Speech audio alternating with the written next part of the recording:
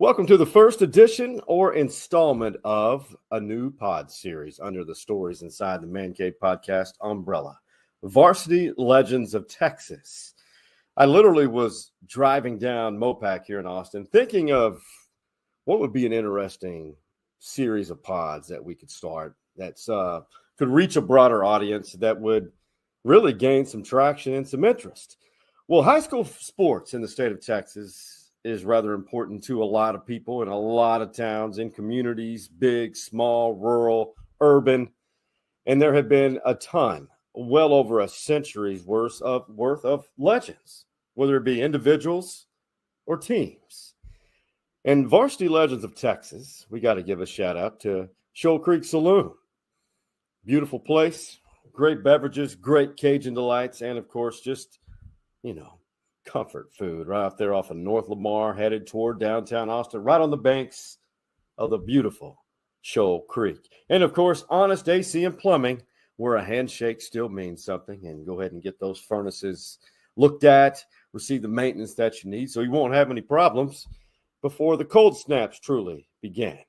Now, the Varsity Legends of Texas, I've covered high school sports back in my media days from studied parts of, travel to, from the Panhandle to West Texas, the Rio Grande Valley, South Texas, all the urban areas, and really focused on Austin and all of East Texas.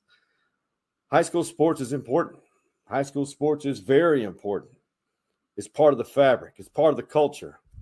And since we're in high school football season, I want to say something. This is probably the first football team that we're highlighting today, the 1985 Yates Yates state champion football team. That was the first high school football team that I truly saw play in a state championship game on TV. I was 12 years old, and I was just overwhelmed in the most positive way. Wow, dominant. Just thought, how can we be like that at Austin Anderson, where I went to high school?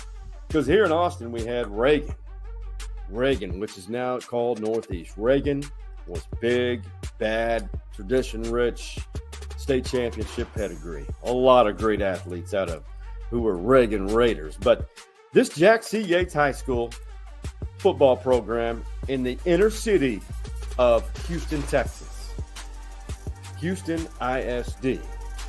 Now, the coach, Luther Booker, God rest his soul, but he spent 18 years as the head coach of the Yates Yates Lions football program. The man did amazing things. In 18 years, he won 168 games. And this is one that got me. 13 district titles. And listen to this, Yates Yates High School from 1970 to 1996, 27 straight district championships. Of course, Coach Booker wasn't there for all of them, but he carried on a tradition. And Yates Yates High School, their tradition goes way back to before integration, the PVIL, the Prairie View Interscholastic League. One of those story programs of that league. We could go all different directions because the PVIL had some tremendous names and programs which are part of that great history. And there is a PVIL Hall of Fame to date. The 1985 Yates Yates football program. Listen to this, 16-0. 16-0. They were the first 5A program, which was the highest classification then, to go undefeated. Go 16-0 and win a state championship. 1985. And the stats on this team, unreal. 8 shutouts pitched by their defense. They held opponents through 16 games to 4.8 points per game. And they averaged offensively 41.1. So the average margin of victory, 37 points a game, nearly. So impressive. They beat the great storied program Odessa Permian Mojo in 1985 at the old Texas Stadium, the Dallas Cowboys' old home.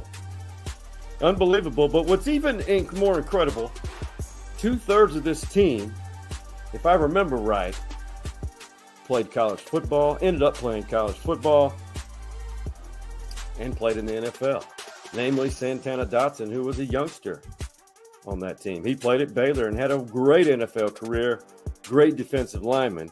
And it's that team, 1985 Yates High School football program, had 36 seniors. 36 seniors. And why do I point that out? Well, it's because inner city programs, traditionally, it's hard to keep a group together. Even more so now. Great player-driven leadership, and it had a lot to do with that coaching staff. That state title game between Yates and Odessa Permian had a 7.0 rating.